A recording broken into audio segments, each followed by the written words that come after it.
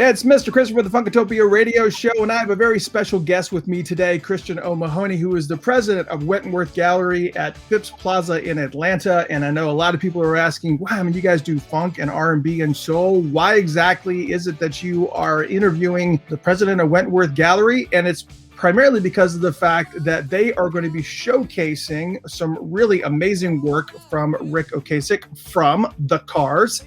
And he did a lot of artwork, and we're going to be talking about that artwork as well.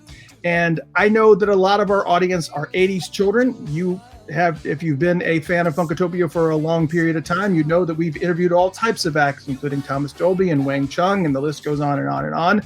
And so we kind of figured that this would be a really good outreach to have an opportunity for people who are children of the 80s, like we are, to actually go and appreciate some artwork from some amazing people, including what we're going to be talking about today. They are showcasing the works of Ric Ocasek, who many know is the lead vocalist of the legendary rock and roll Hall of Fame band, The Cars.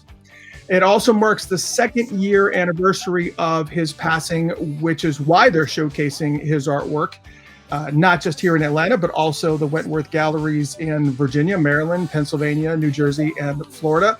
Ric was not only the singer and guitarist with The Cars, but he is also an artist, a performer, a songwriter, a poet, a producer, and he has produced many albums for a lot of some of our favorite bands, such as No Doubt and Bad Brains and Irish rockers Black 47.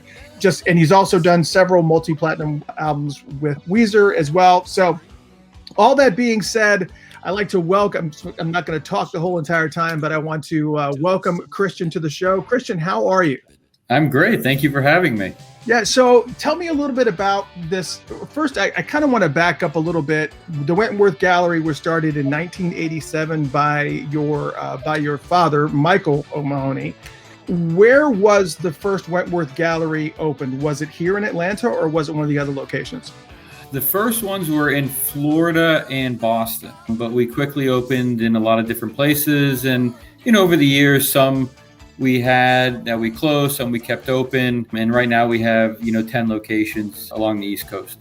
Obviously, your father had a huge appreciation for art in general, but was that something that, spread pretty much across the family? Were you raised to appreciate art right out of the gate, or was this something that you kind of had to warm up to?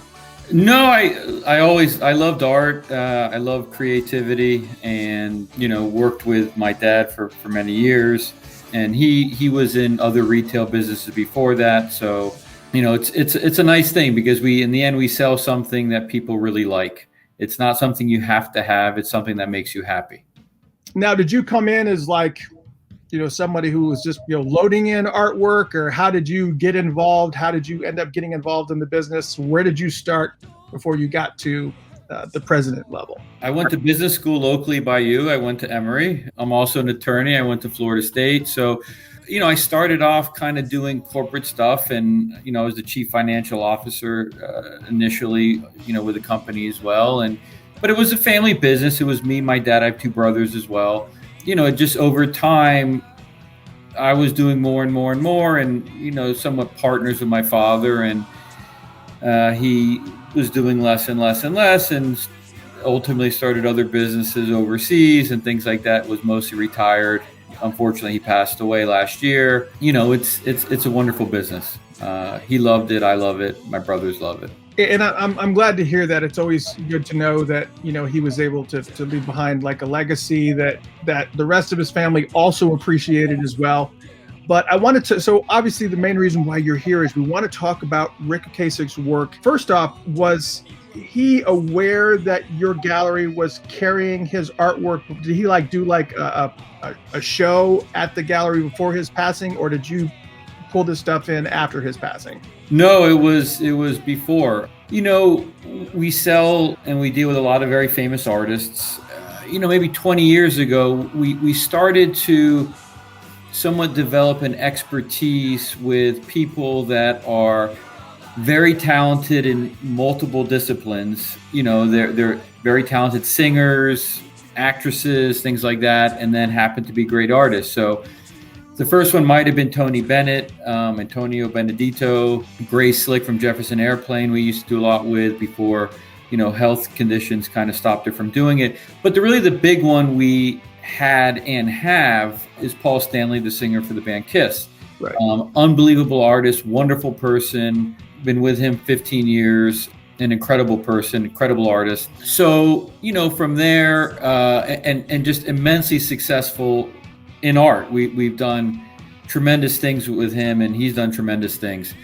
From there, I have Rick Allen from Def Leppard, Mickey Hart from the Grateful Dead, Paul Carlone from Lynyrd Skynyrd, quite a few other ones. Some of them were professional artists. I'm sorry, Michael Carlone from Lynyrd Skynyrd. He was a professional artist before he was actually a musician.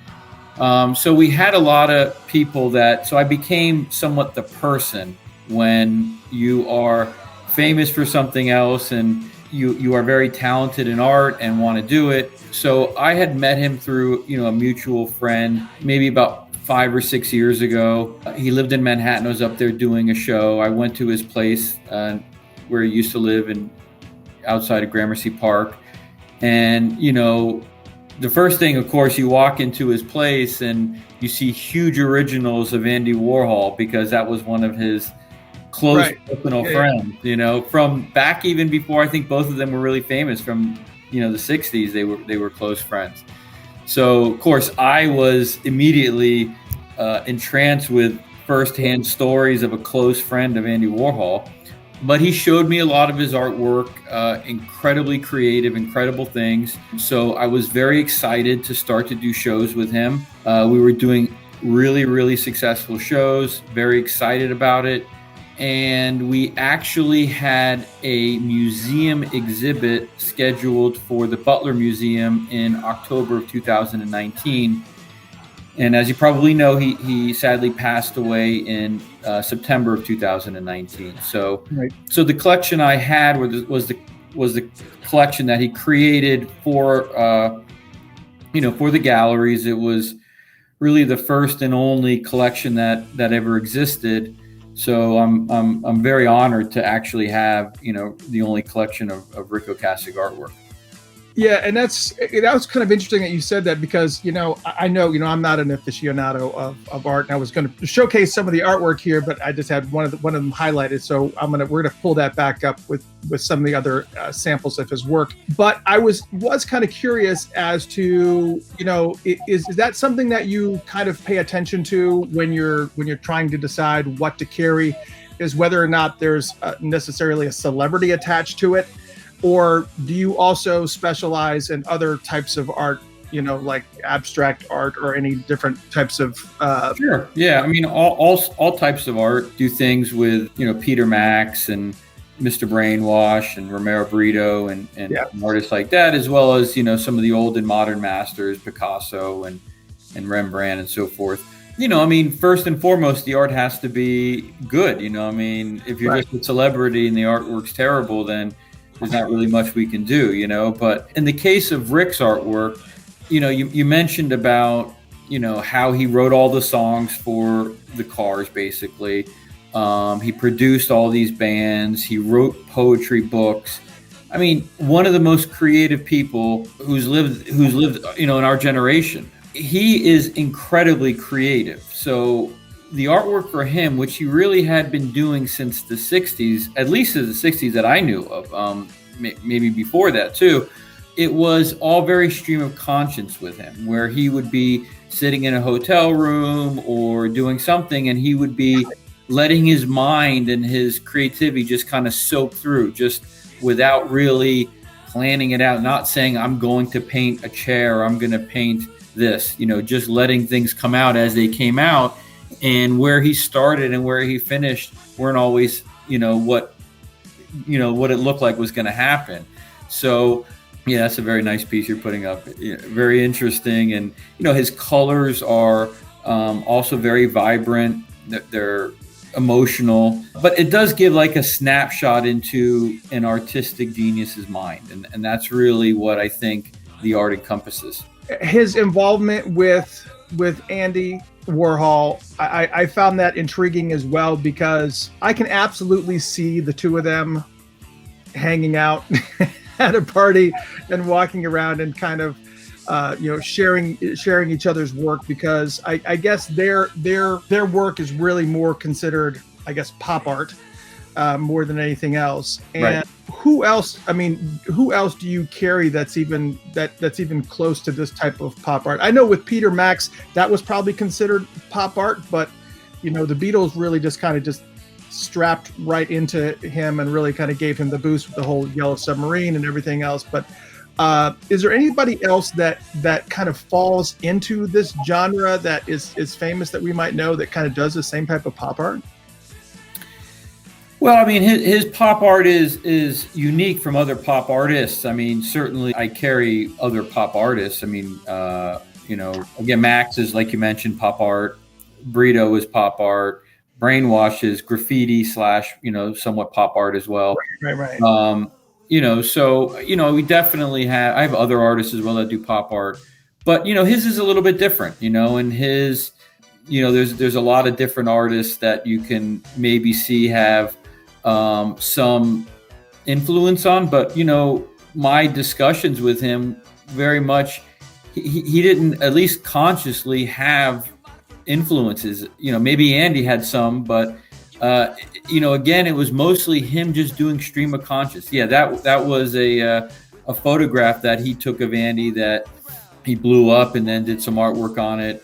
If you look at old YouTube videos, there's a song that the Cars did called "Hello Again," and Andy Warhol's in that video, and I believe he directed it or had some part in the creation of it. Yeah. I mean, obviously, being in the art business, Warhol is somebody that I admire tremendously. So hearing the stories from Ric, I'll never forget. Yeah, and I also understand that some of these pieces are actually for sale in the gallery as well. Are there any specific ones that are for sale, or is pretty much everything for sale as far as a print is concerned? Yeah, everything is for sale. The pieces that we have are either mixed media originals on canvas, like the one you see here, where perhaps he did a photograph or something and painted on top of it. And then we have some limited editions, but even the limited editions, there's a hand-drawn, what's called a remark, underneath, where it's like a little sketch that was done, showing, again, kind of giving a little bit of the artist touch. That, again, is one of the mixed media canvases. He did like a lot of photography. Some of them are based on photography like this. Some of them are based on drawings that he did, all sorts of different things he did. But we do have limited editions, hand signed, and the original. So everything is very special and rare. And obviously the ones we have are the only ones that we'll ever have, unfortunately. And everything is for sale.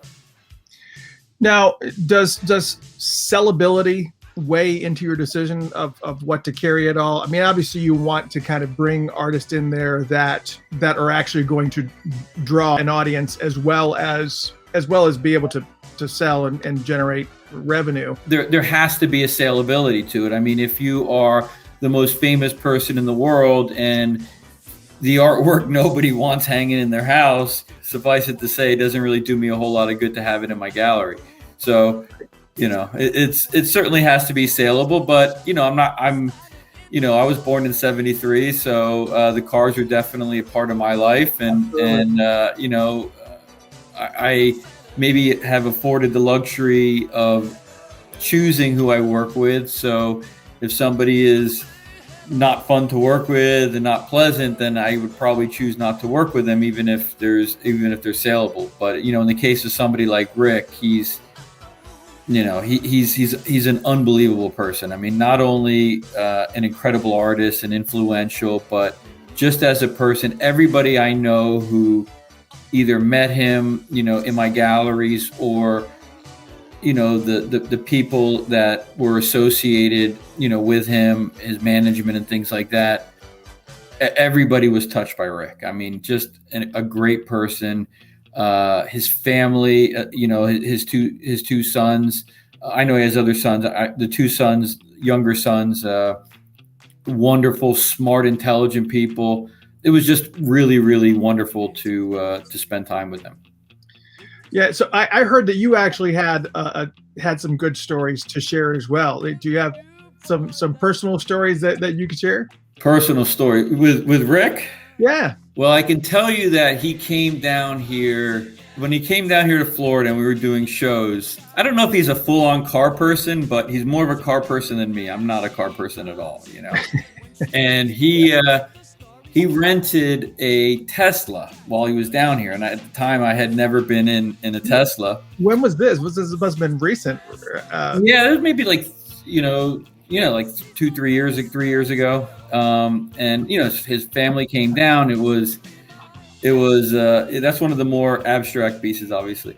He used to like to talk about it, and I was driving him back. We did some press, and I was driving him back to a house that he was staying at, rented.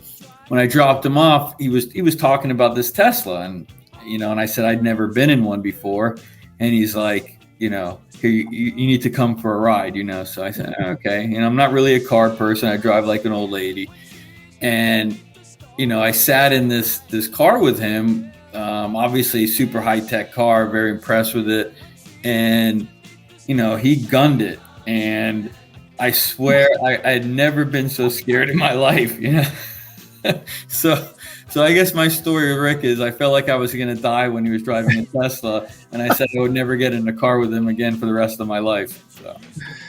Yeah, I had that actually happen with my brother-in-law, who actually purchased one of the newer ones, and the amount of power that those cars have, even for an electric car, is just like, holy crap. I know. It's like instantaneous power, Yeah, it's pretty shocking.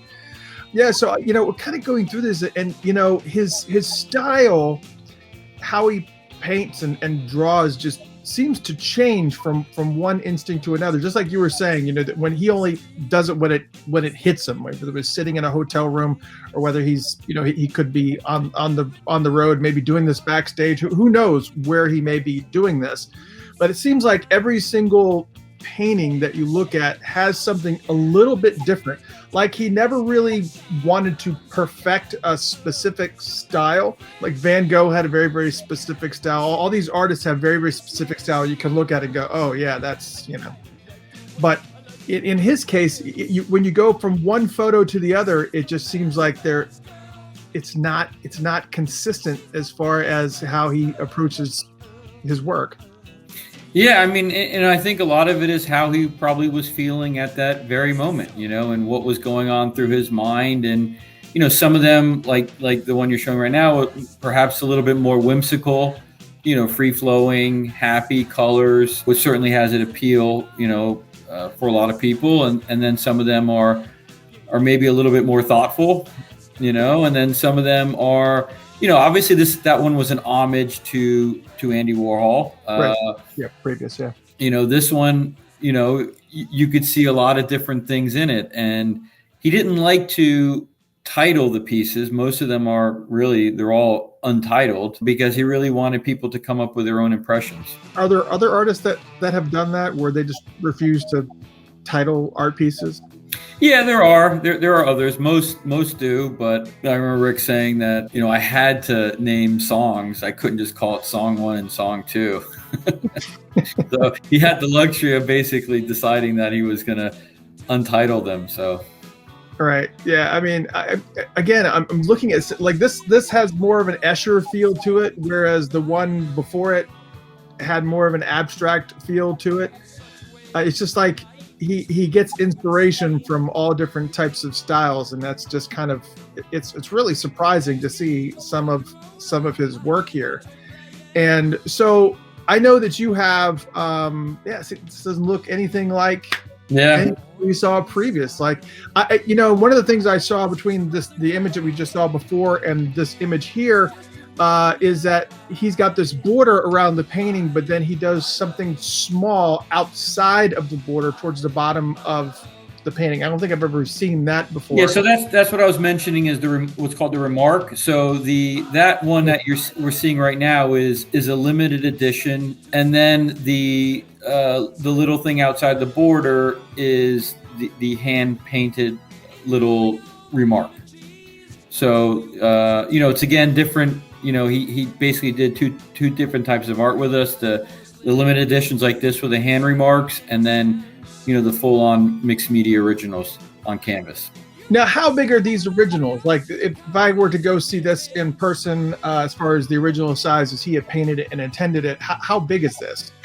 So they're actually, again, the nice thing is it's a wide array of sizes and looks. So they could be as small as probably, 12 inches around, without the frame, just the image itself.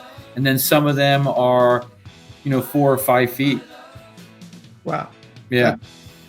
That's quite impressive. There's just so many of them that are here as far as the different styles. Once again, the remarks are really, really interesting too, because now are remarks, I don't know, I guess you probably would need to be there while he's creating them, but are the remarks that Ric is creating here done after the main primary painting is done, or is it something like he does almost like along with his signature?